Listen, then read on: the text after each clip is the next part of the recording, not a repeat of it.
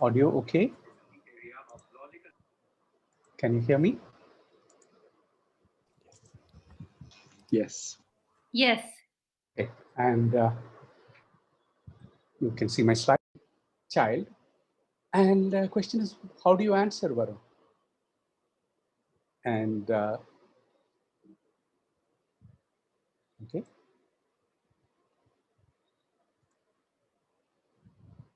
Now, as he moves up to the higher secondary classes, he relies more and more on simplification of algebraic expressions, So because without doing such simplifications, you can't survive in school math.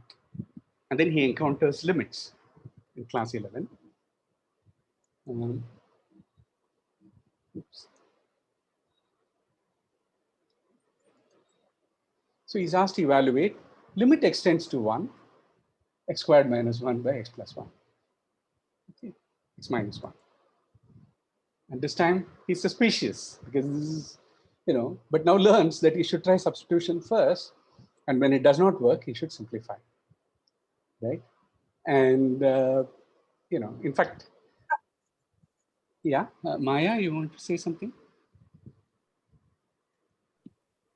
No, sorry. Okay. So Varun accepts that the limit exists, is 2, and moves on. But he is rendered acutely uncomfortable. Something is going on. Point is that the math classroom rarely acknowledges Varun's discomfort as legitimate. And so, and these are questions that pop up all the time. And this is an example of some discomfort that I'm talking about, but we'll see that there is plenty of all this kind. And the question is, how seriously do you address this?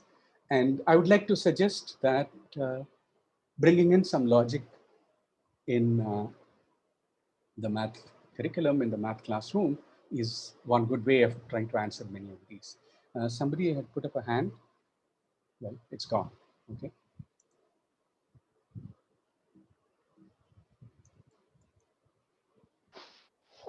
So if I look at the content areas of school mathematics, which one involves logic most? Number systems. These are the content areas that we are all used to. Number systems, algebra, geometry, trigonometry, calculus, probability, statistics. Which one? Anyone like to say something on this?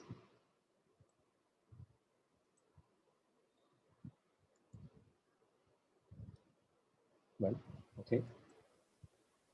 Geometry, sir. Geometry, yeah. Geometry is something that we see, but probability, I would say. Probability, okay. Anybody else? Something is going on. Okay, I have to disable user annotation. I think.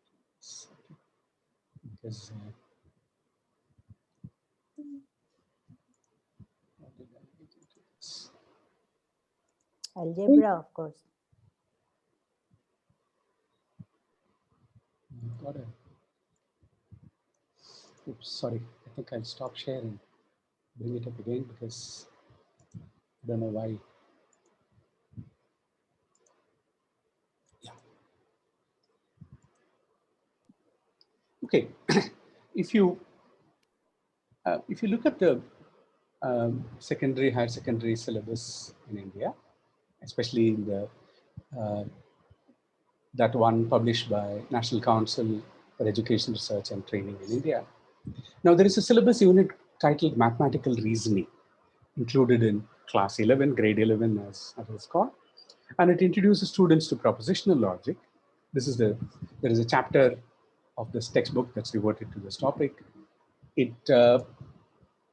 There's one section on statements, then one on compound statements, putting atomic statements together to make compound statements.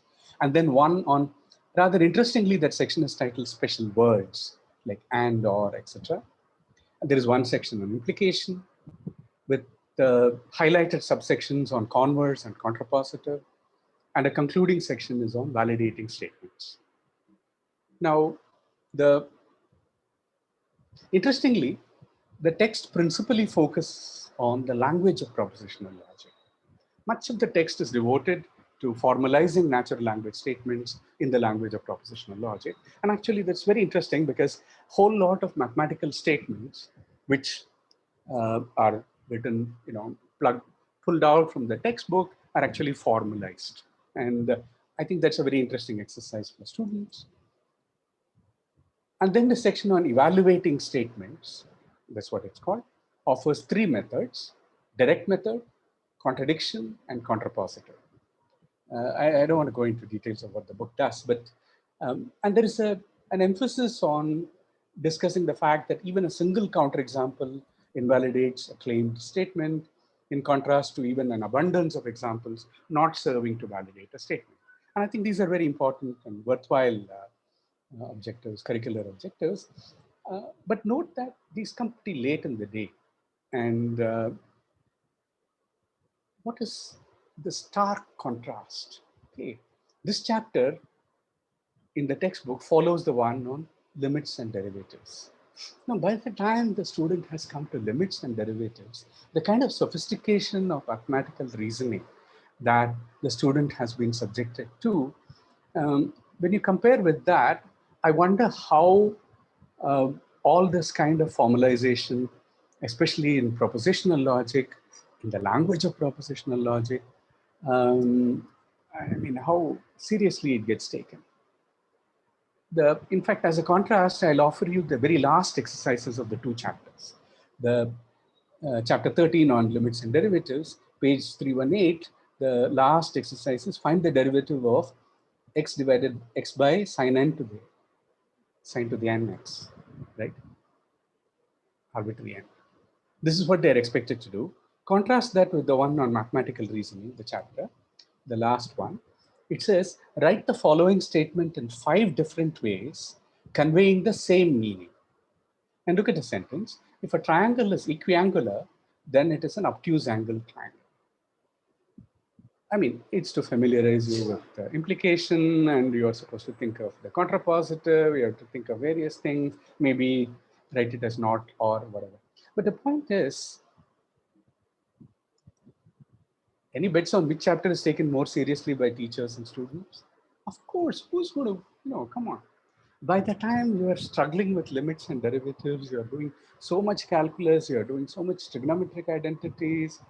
I mean, the mathematical life of the 16-year-old at that point is very, very complex. And to be sitting and talking about writing the same sentence in 5 different ways, preserving the same meaning, I mean, so invariably, I mean, there are many teachers in the audience that can attest to this. This is something that's simply skipped. You just read it, an easy 5-mark chapter, and it's not to be taken seriously. And this is a kind of consensus among because there is more serious stuff to be done. Now, there is more. In fact, the class 10 and class 12 textbooks have appendices titled Proof in Mathematics. These used to be, I was in the curriculum committee, in something that was mentioned. There is a lot of discussion on these things, but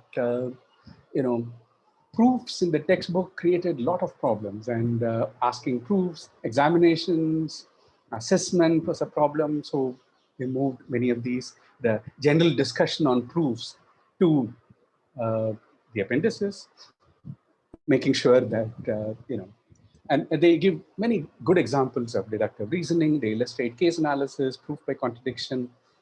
And in the second one, there's extensive treatment of mathematical induction. And most of the examples are from number theory or geometry. Geometry, of course, is the ground. And now, many proofs that they have actually seen, they have actually lived through in geometry, are taken up and are written down in formal style here. And then, number theory has many interesting examples, especially of proof by contradiction, which are all taken up. Unfortunately, these are, as appendices, as, discussion on proofs. I mean, you do the proofs, you don't talk about proofs, right? I mean, that is basically the signal that you get. What about in the university? Now, this is, of course, there is no single curriculum to talk about. So it's more, now there are uh, the University Grants Commission in India had these model curricula in this thing, but then later there are two documents. I guess the University Grants Commission itself is being disbanded now from the new education policy being set up by the country. So I don't know what's going to happen. But the two major documents that one should refer to today are the 2015 Choice-Based Credit System document and the 2019 Learning Outcomes document. Now, the former talks of logic, I'm only talking about the undergraduate curriculum that they talk about, because that's where what has huge impact in the country. Literally, millions of students impacted by this. Now, in the first one, in the curriculum, the word logic occurs only in the context of talking in general about reasoning, critical thinking, etc. The latter includes an elective course in mathematical logic. It's actually a pretty good course, but that's an elective course. And none of the core courses include any logic component. The real analysis course has some little bit of set theory, very rudimentary set theory, and that's it. So basically, you don't find much by way of talking about logic in the model curriculum. Computer science courses, if we look at, almost all the graduate schools include a course in logic, but there is a great variation in content. But these are only at master's level, as I said. Now, some of the research institutes, if you come to our institute or Chennai Mathematical Institute, Tata Institute, they all have core courses in mathematical logic. But these are very small and exceptions. In general, if you look at the Indian Institutes of Technology, few of them have, but mostly these are electives. On the whole, you won't find much of mathematical logic in them. Now, of course, one should ask, how does doing an elective course in logic help a mathematics student? Here, I'm only talking about mathematics. And I did not see any rationale spelled out in the math curriculum documents saying that if you did this math logic course, this would help you, be a better analyst or algebraist or whatever. The computer science curricula that include logic do spell out applications of logic in system design and verification, databases, and artificial intelligence. But there's nothing like, logic actually helps you think in any particular way. Training in formal logic used to be considered indispensable for disciplined programming, but the whole extra style reasoning that used to be very important, that's hardly even mentioned. And that's, in very, very few places. Very few institutions follow that style now. I'm not going to talk about this at all today. We're going to talk about school mathematics. This is only to point out that if you look at the math curriculum across the board, logic is pretty much standing outside. And even in terms of research departments, that's of course true as well. Now, what about school mathematics? So that's why I'm talking about logic for school mathematics, in the sense that what is the relevance of mathematical logic for school mathematics? How does it help in any way? Is there such a thing as logic of school mathematics? I think that's sounds like a trite statement, but it's pretty important because school mathematics and the discipline of mathematics or university mathematics are unrecognizably different. I mean, the very structure, everything is different about them. So much so that many education researchers would like to argue that these are two different things and should be treated as different things. I'm not, but my main point is that whatever content of school mathematics, if you take, is there something like, logic of that school mathematics? If yes, should it be taught at school? Now, the answer that I would like to propose is that I don't know about, what can be taught at school. That's a bigger issue. The mathematical logic can clarify many problematic issues in school mathematics, such as Varun's conundrum that we just talked about a few moments ago. And what I would like to say is that while taking a stand on what should be there in the curriculum, its place, etc., is something that's, it's quite problematic. There's a lot to think about over there. But certainly, in terms of teachers, I think mathematics teachers can definitely benefit by mathematical logic, especially towards addressing a host of such issues of the kind that I'm mentioning here today. Now, Such understanding can help teachers understand the unity of mathematical thought, not only between high school and the university, but also within school mathematics. And that's really the proposition that I would like to spend the next half an hour or so on. So now what do we mean? What do we have in mind when we talk of logic? Now, like as I said, there are many logicians in the audience, and we all assume, have something in mind when we talk of logic. Now, in my interaction with school teachers over many, many years, I've asked, what is logic? And the kind of answers that I get are, I would say, very, very different from what people in the mathematical logic or philosophical logic community would consider logic. So what is it? Is it the language of propositional or predicate logic? Um, oops. Is it formal proofs, reasoning?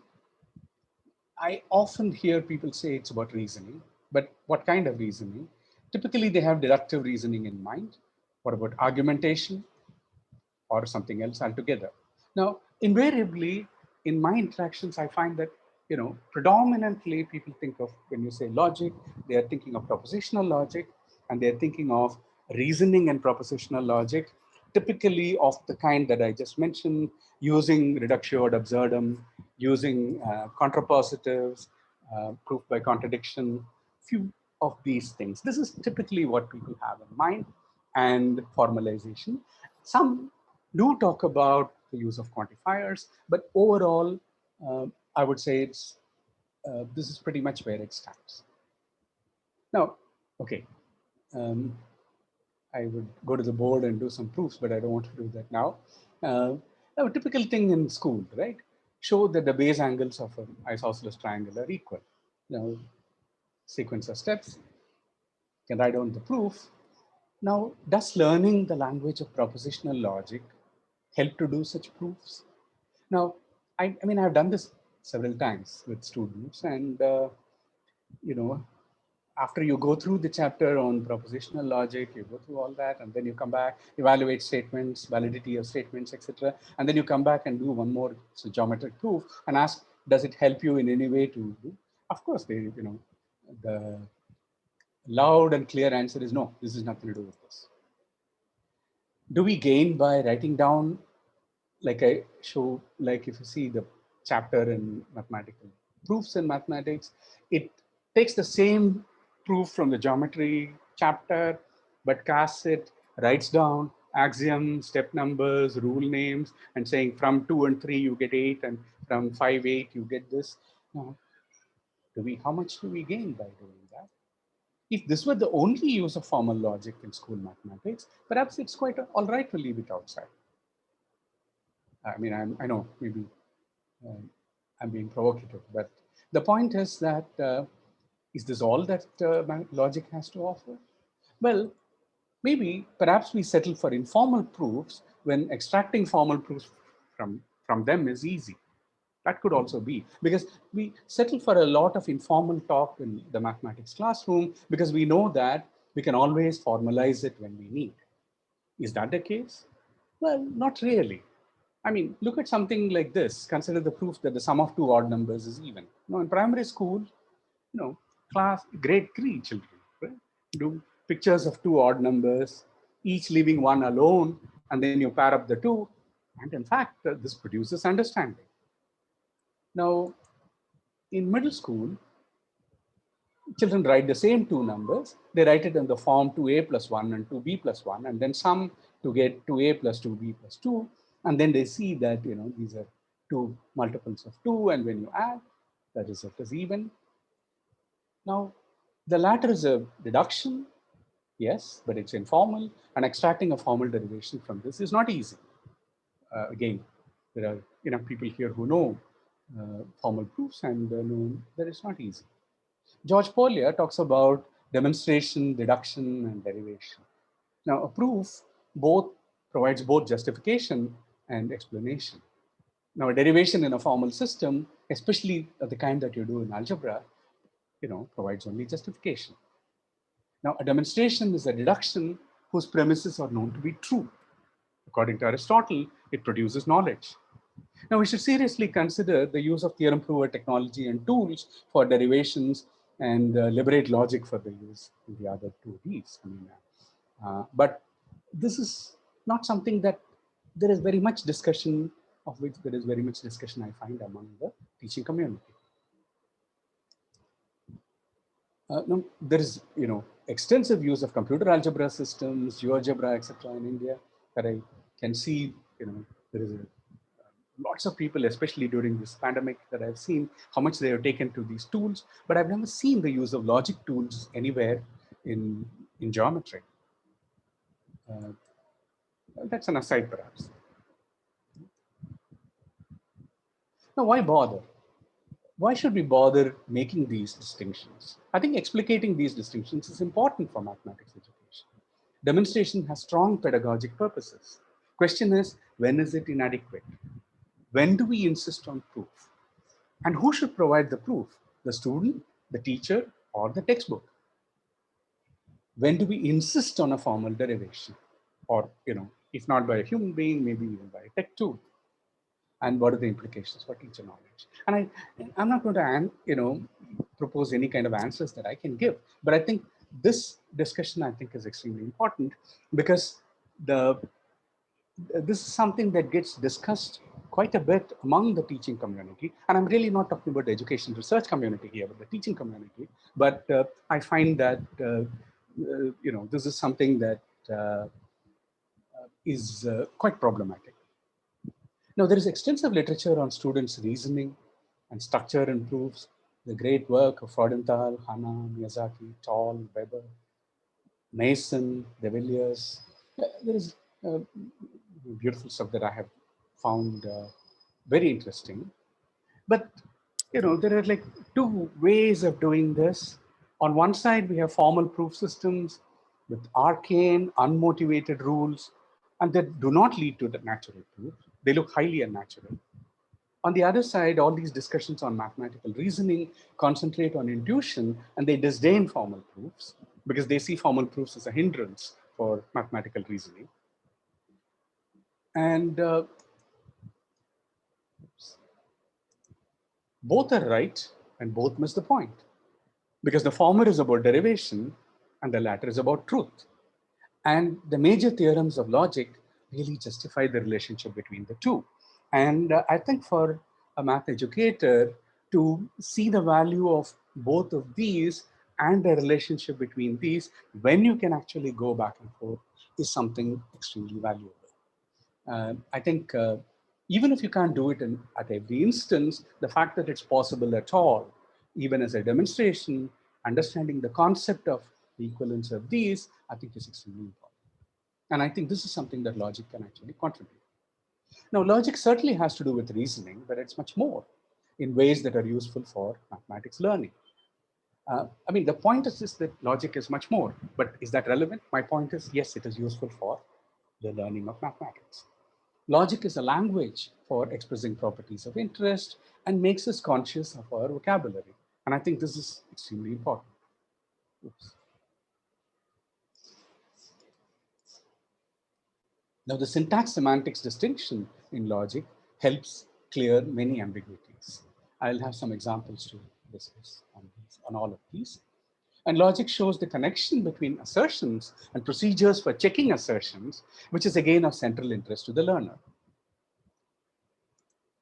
Logic of studying limitations of reasoning methods, but school curricula do not address this issue.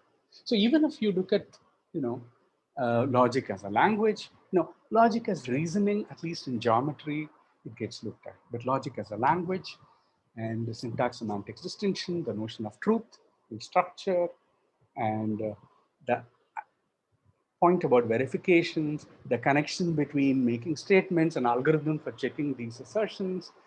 These are, I think, extremely important. And these are insights from logic that can greatly contribute pedagogic purposes in school mathematics. So what can really logic offer for school mathematics? And I don't want to make any formal statement here, but I would like to show by as several examples, the kind of clarity that logic can bring in.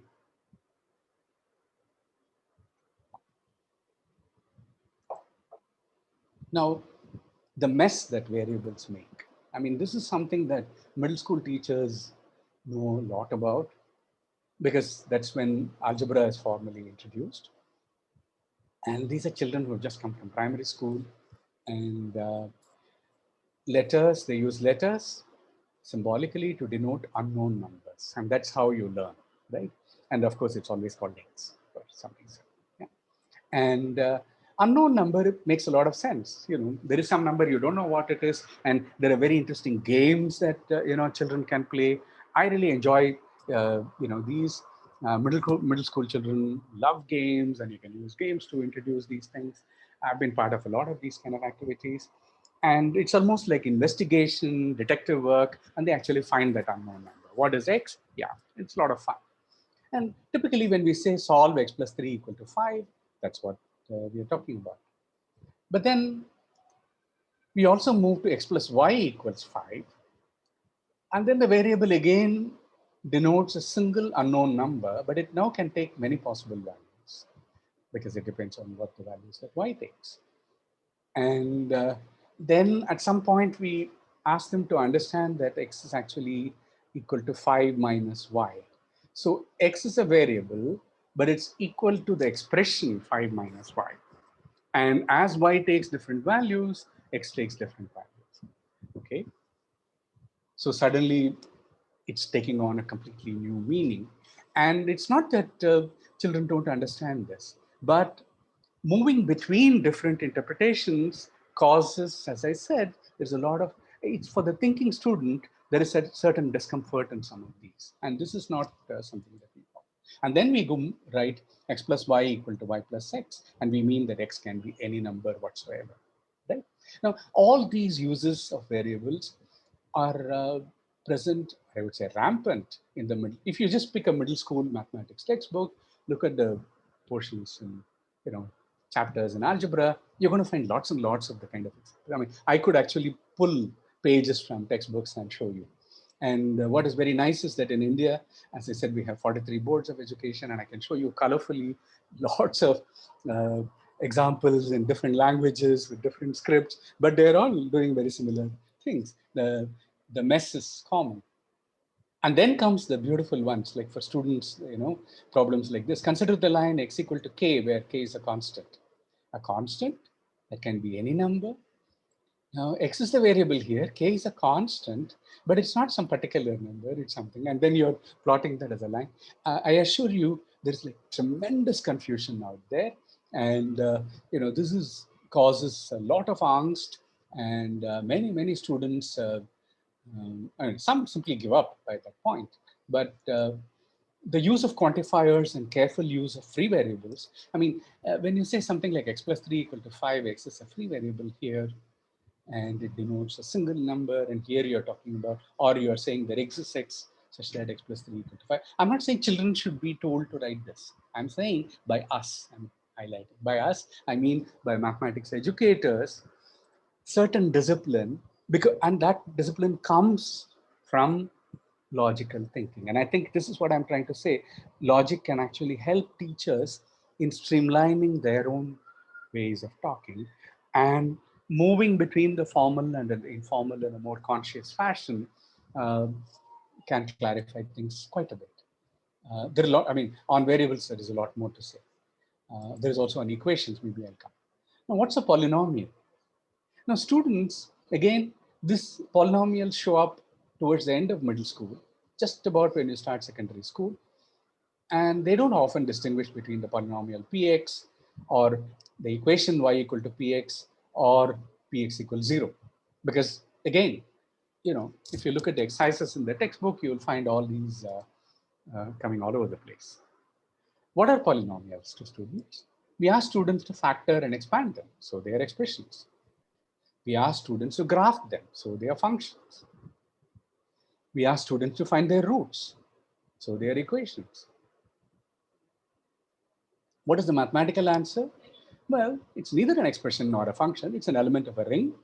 There are many expressions for the element, and it's not a function. The pedagogical answer is it's both an expression and a function, depending on the context and the level of the student. I think that's my point is it's perfectly reasonable. You don't want to, you know, dogmatically insist on one. You need to have both, and both are equally important. And for the teacher, the pedagogical answer is as important as the mathematical answer, but then we need translations between the two. And I think a training in logic can really help the educator with this.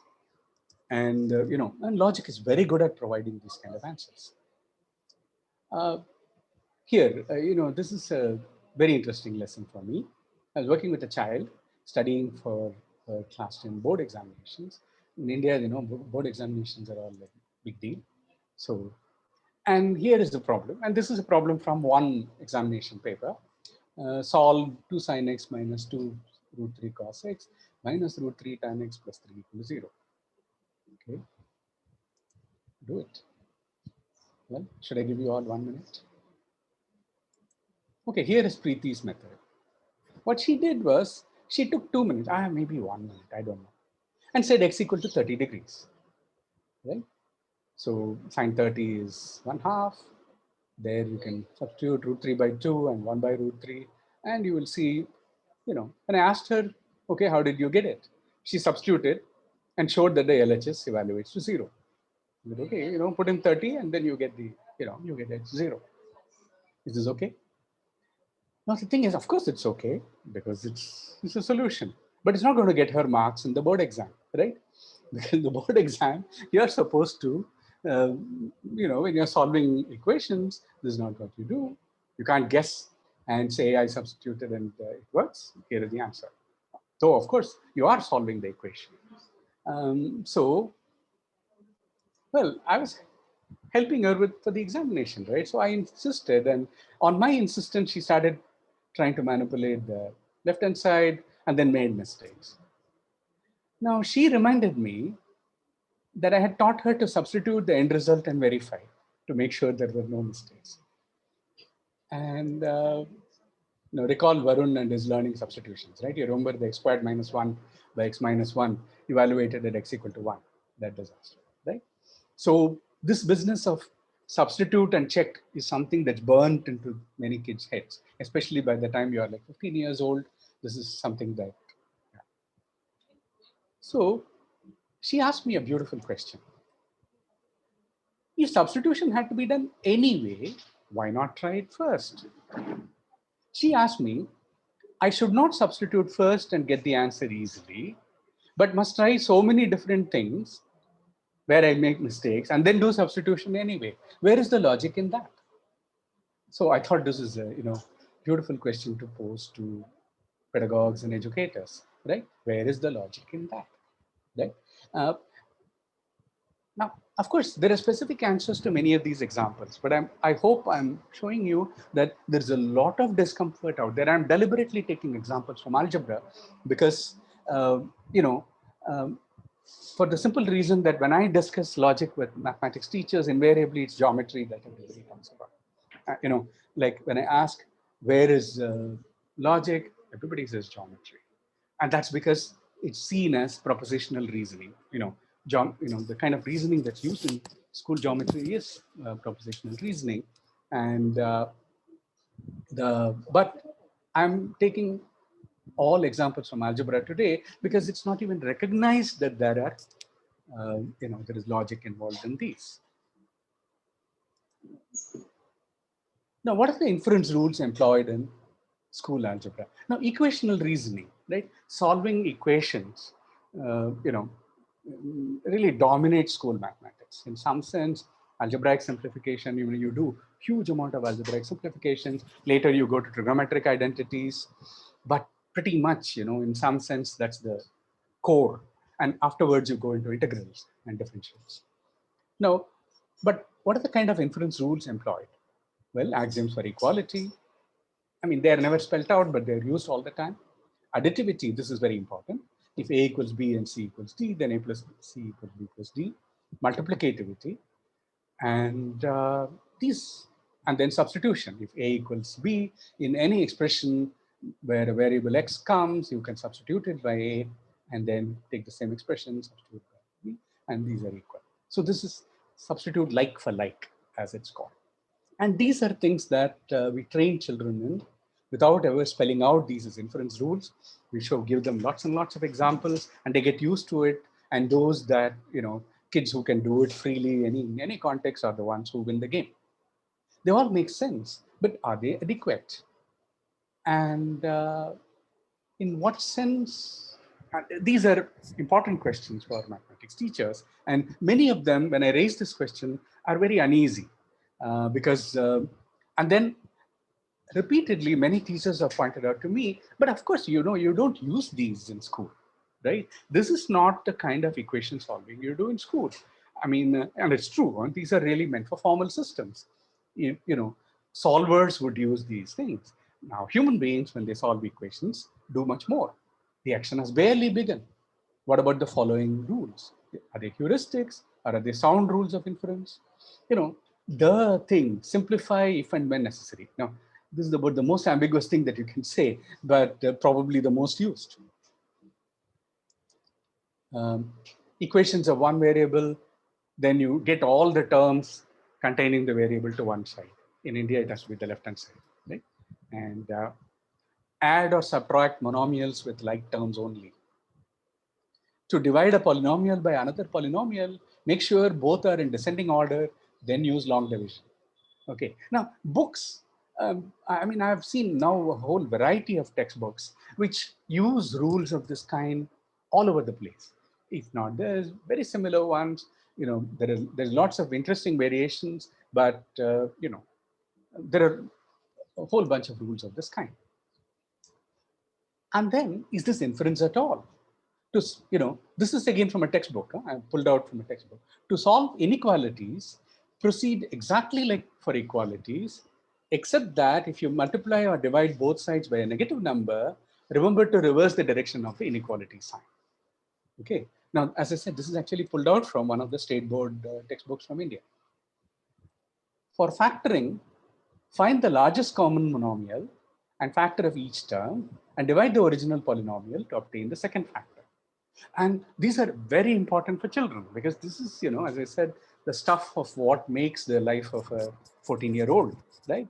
Huge amount of all this stuff needs to be done. And every section has, a chapter typically has 8 sections and each section has about 30 exercises. So for every chapter, you are doing like 200 problems of this kind. So your life is, beset by all this. And I have not seen this. I would have, because this is something that's never written down.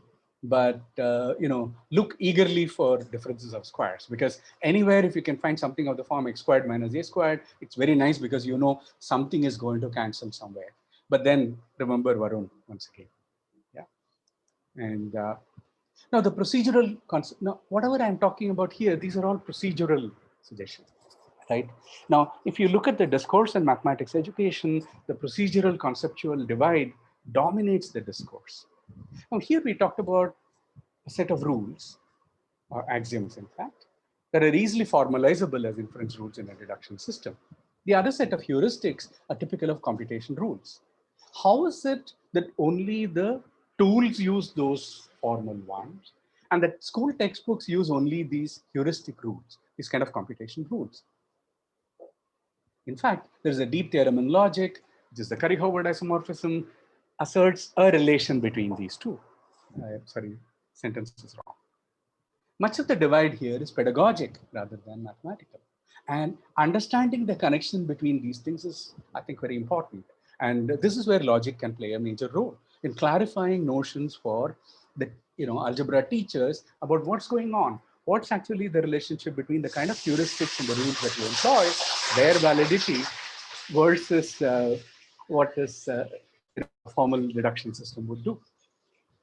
Very often in the textbook, you have exercises such as, without calculating, answer whether this is true or false.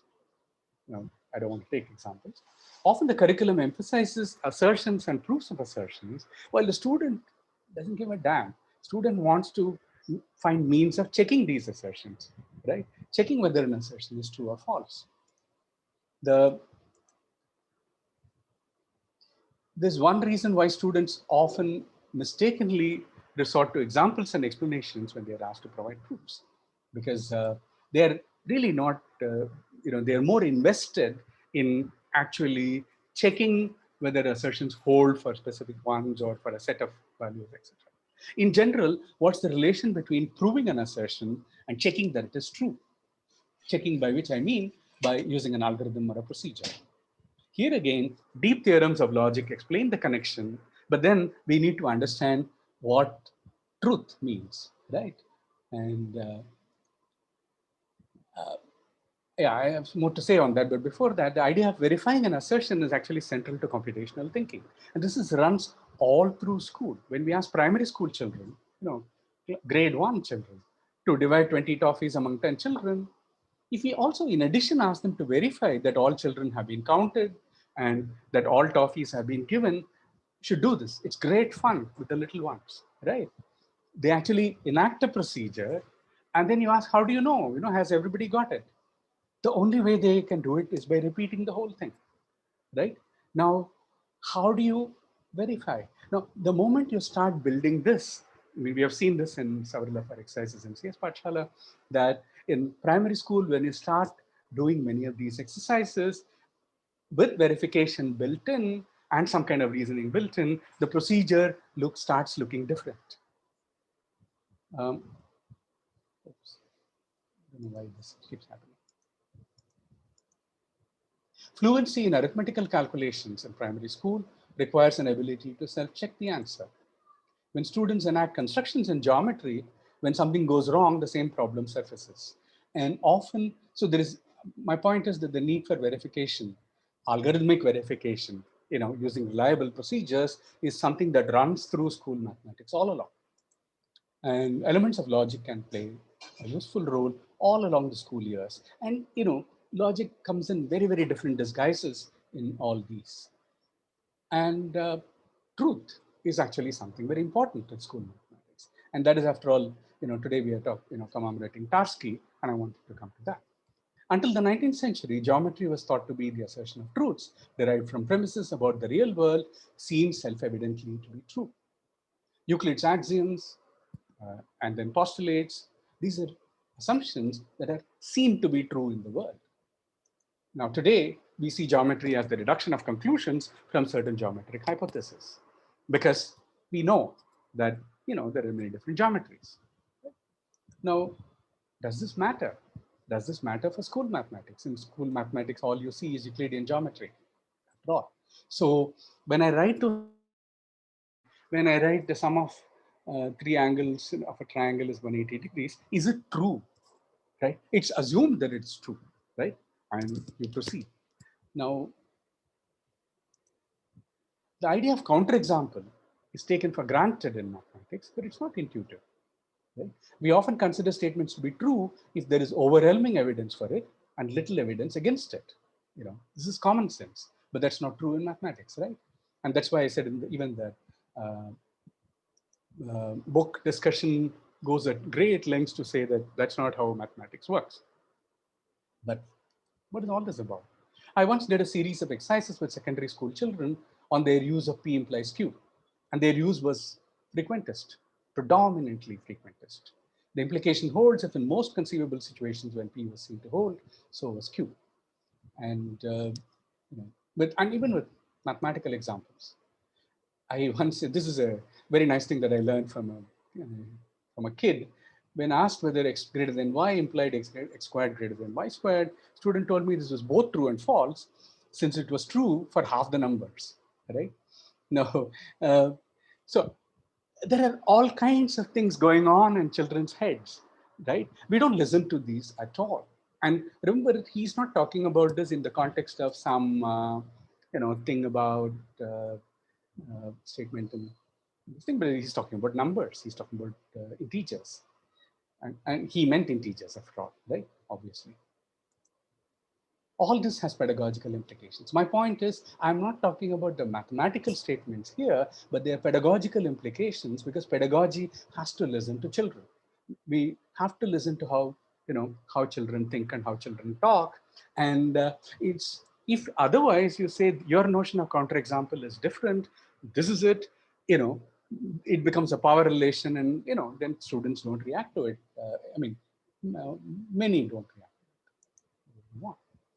So, and again, I want to say that this is where logic can play a big role in clarifying teachers' own notions and their communication with students. Now, the fundamental function of modern mathematical logic is to distinguish syntax and semantics carefully and then unify deduction, which is a syntactic notion, with logical consequence, a semantic truth-based notion. Now, I don't want to get into the formal definitions here because we neither have the time nor, but I want to say, is x squared minus 2 equal to 0 true? Well, it depends on what x range is over. It's not true or false. Is the angle sum property true? Yes, if you consider triangles on the plane.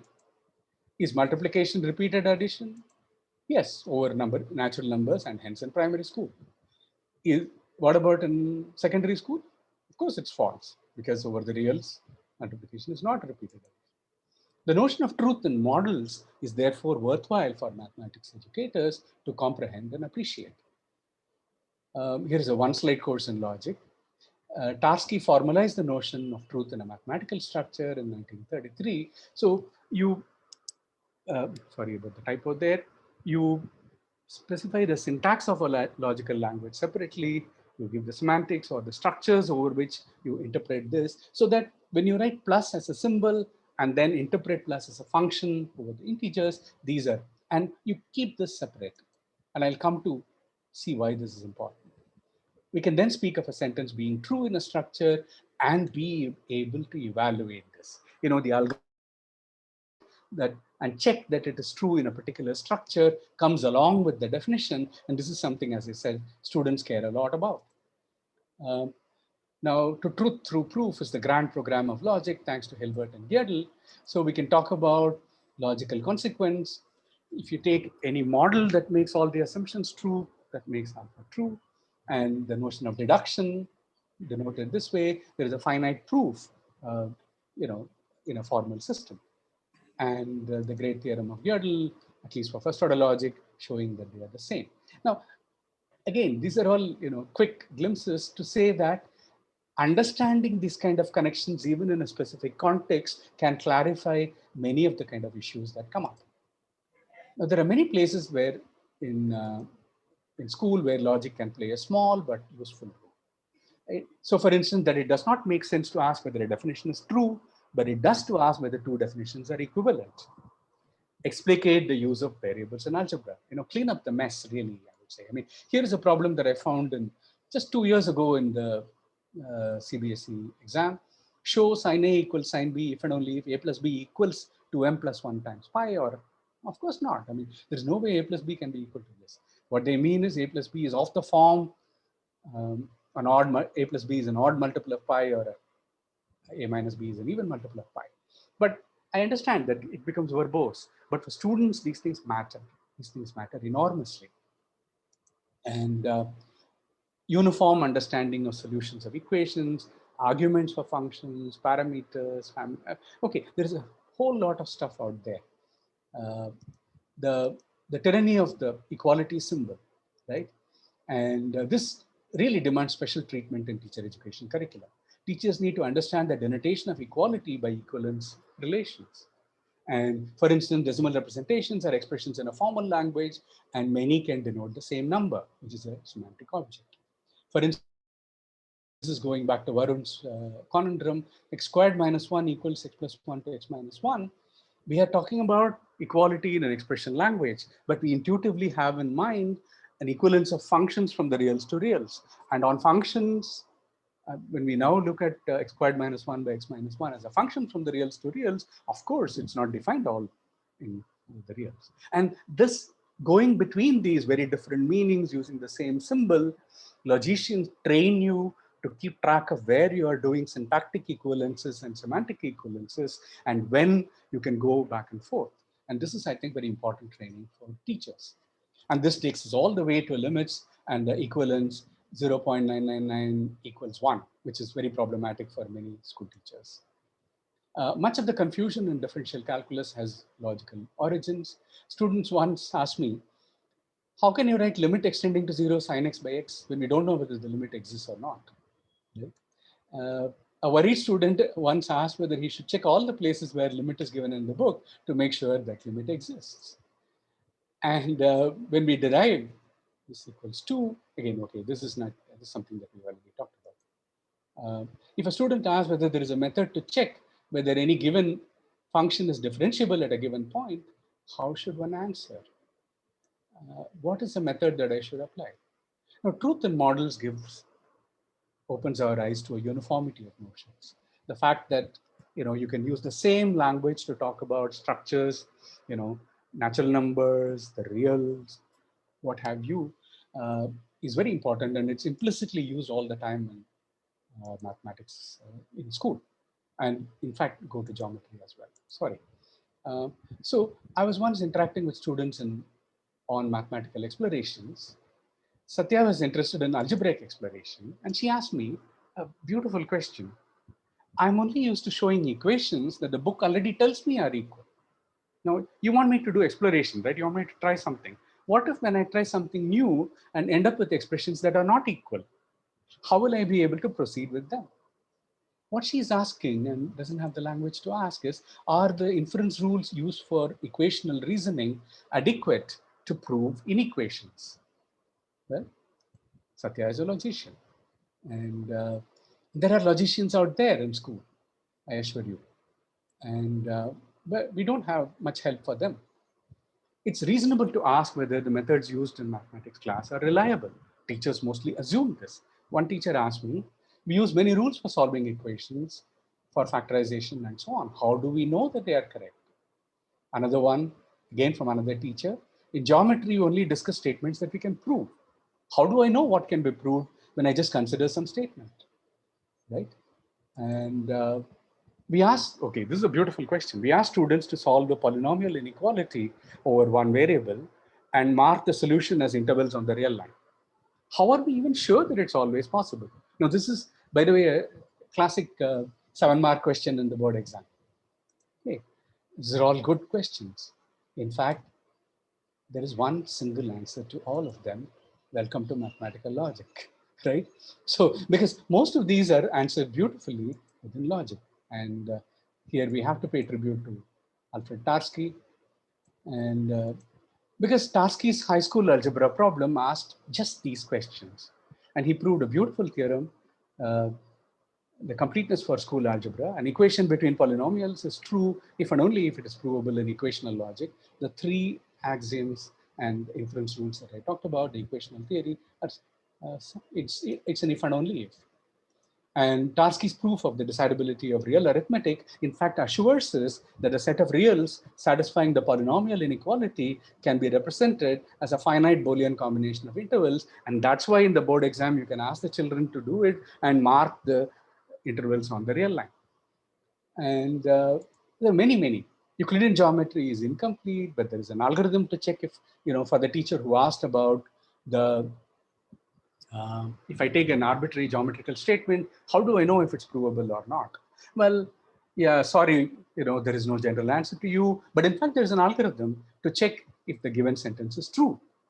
And no such algorithm exists for integers. And for teachers to appreciate that, you cannot, these simple Diophantine equations that we write in school, that there is no algorithm to check whether their solutions exist in integers is, I think, something. Knowing all this can help the secondary school teacher not only in gaining conviction in the content, but also make up her own inference rules, ensuring their soundness.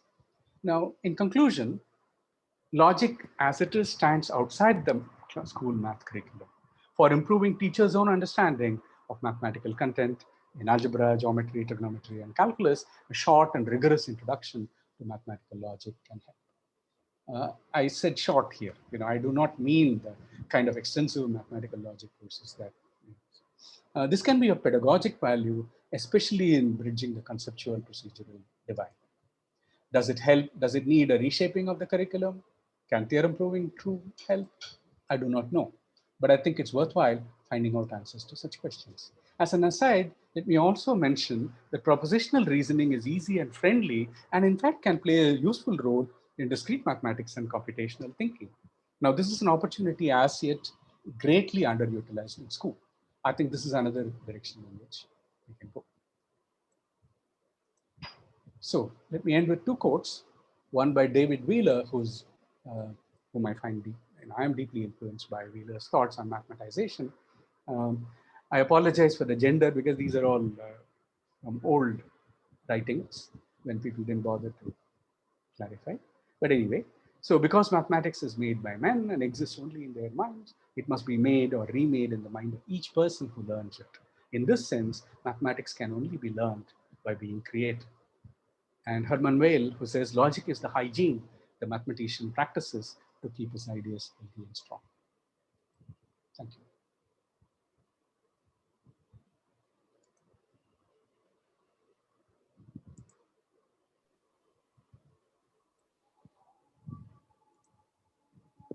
Thank you, Jam, for the wonderful talk. So if there is any question, one can ask.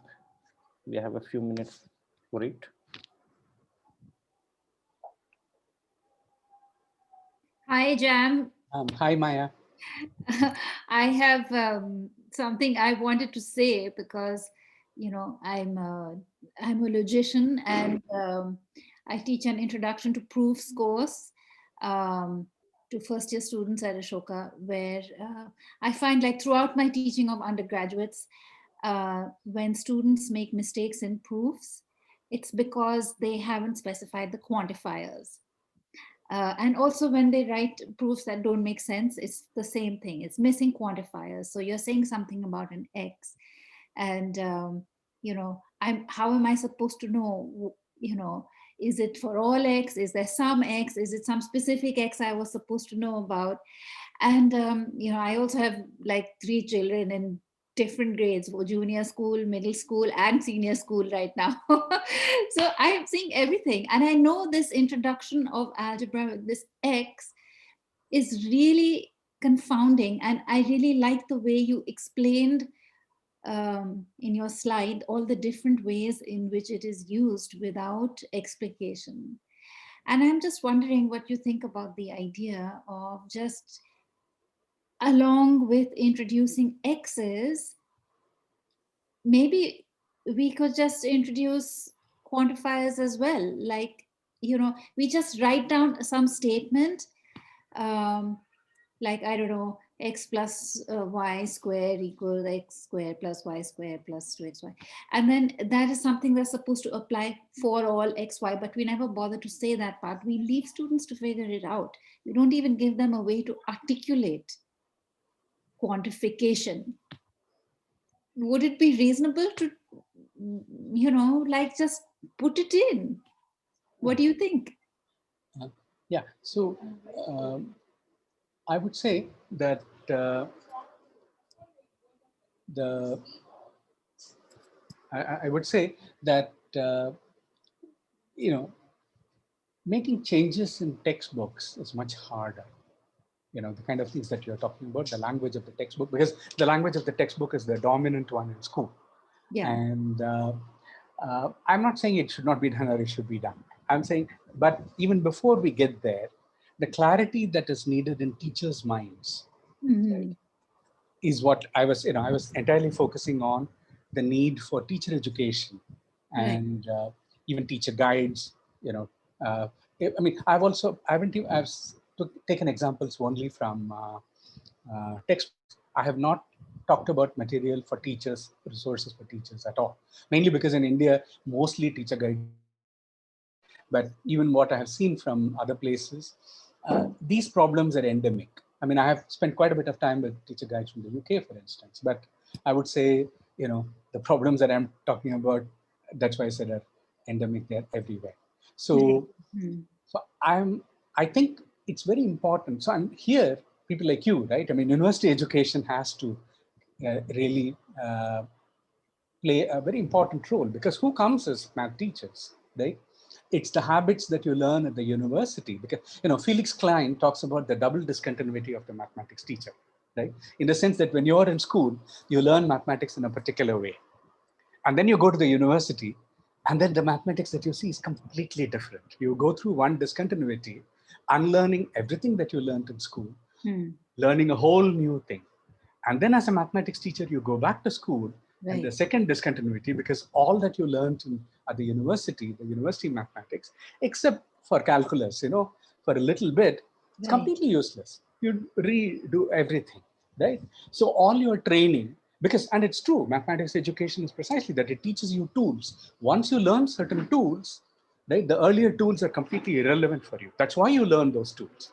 You kick the ladder when you move up, which is great. But then for a teacher, it's a problem. So in Yeah. fact, I think, so to answer you, I would say it's the university that has to take the lead for the teacher. But then teacher has gone through certain things, right? Poor teacher, right? But So teacher. Yes. teacher support, right? So that's why I'm, supporting teachers with material for this thing is extremely important. If we make change, I mean, I've seen this in curricular reform in Tamil Nadu, in NCRT many times. If you make changes in the textbooks without teachers being involved, invested in those changes, it doesn't go very far. So, and all it can, I mean, my worry is that if we start doing what you're saying, to bring in quantification explicitly into the school textbooks, it will be more oppression. I mean, more tyranny that the textbook Right. employs, right? So, but yeah, okay. Thank you.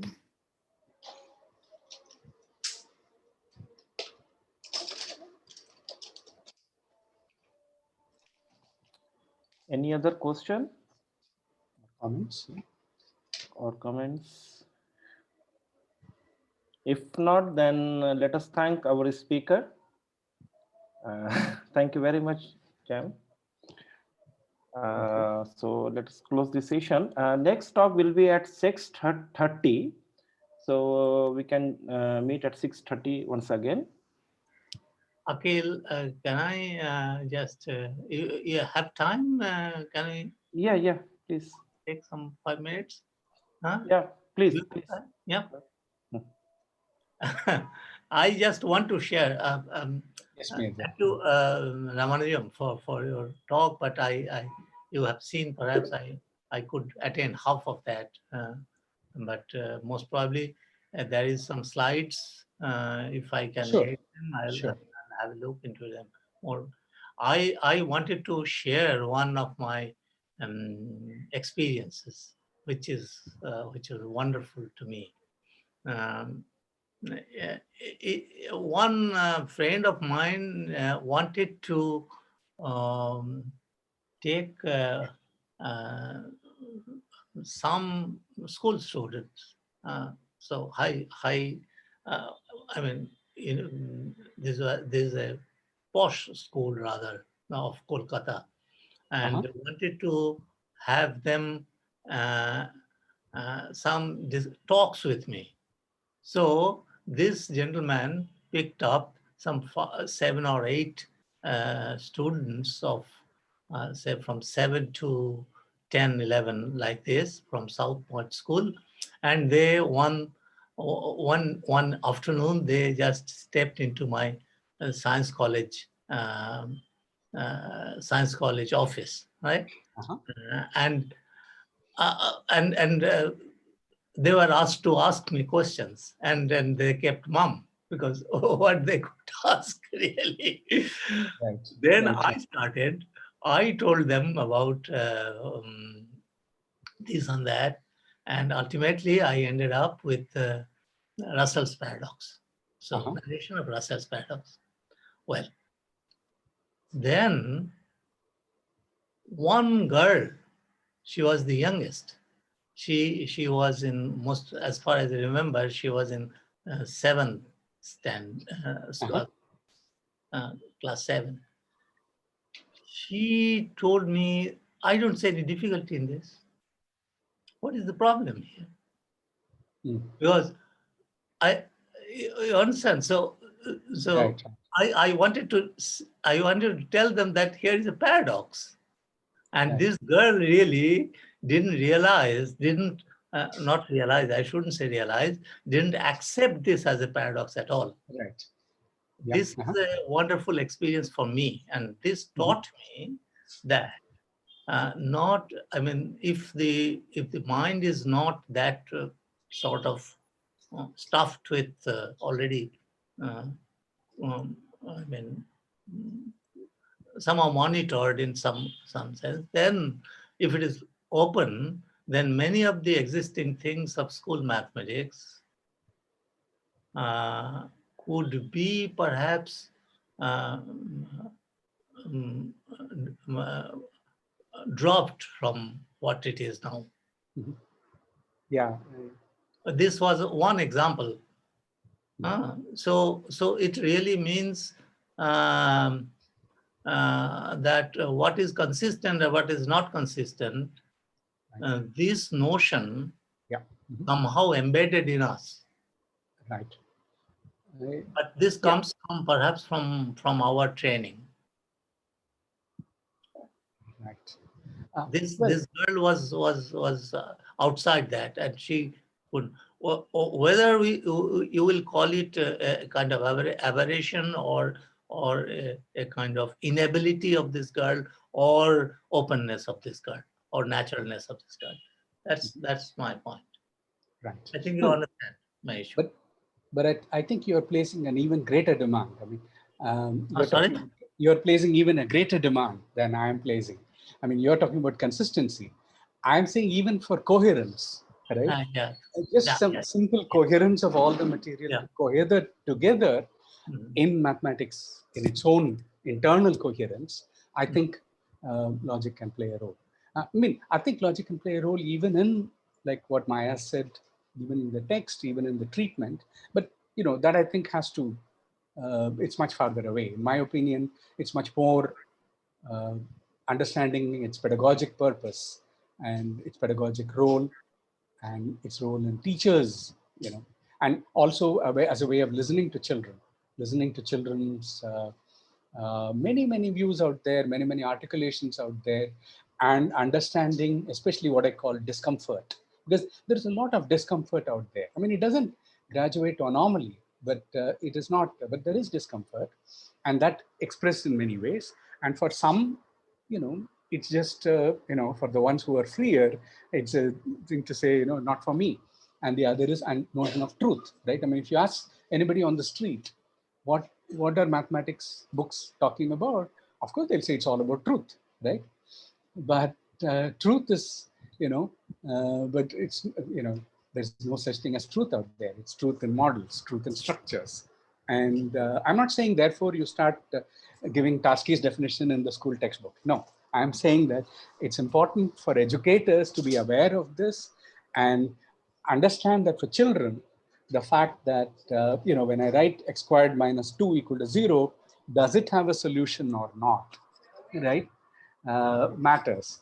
And this understanding that, you keep saying it doesn't have a solution, later it has a solution. And then what is root 2? I mean, I've had this long arguments with teachers and children saying, I claim that root 2 doesn't exist on the real line. Show me where it is, right? And then trying to argue that it is. And then people actually give me one infinite decimal representation. I mean, they don't give me, but they give me an algorithm for doing that. I said, now show me that when I multiply it by itself, it produces 2. Of course, it cannot, because, and the only arithmetic you have got is with finite sequences. You do not have an infinitary arithmetic at all, right? But for teachers to, for dialogues and mathematics to happen, for arguments to happen, it's very important that we have a certain language for discussing it. And that need not be formal, it can be, but it can be rigorous. Foundations can come in there. So you are asking for something much more sophisticated. No, no. My point was that what should be my task if this child says that I don't see any difficulty, any problem in Russell's paradox. So as a teacher or as an instructor or as a friend or as a guide, I mean, what should be my task? Should I say, no, you are making mistake or like this? And I would like to show that, okay, so this goes against this. So it is one statement and this you are negating at the same time this thing. So you should not do that or like this. That was really I agree. my dilemma. Yeah. Mm.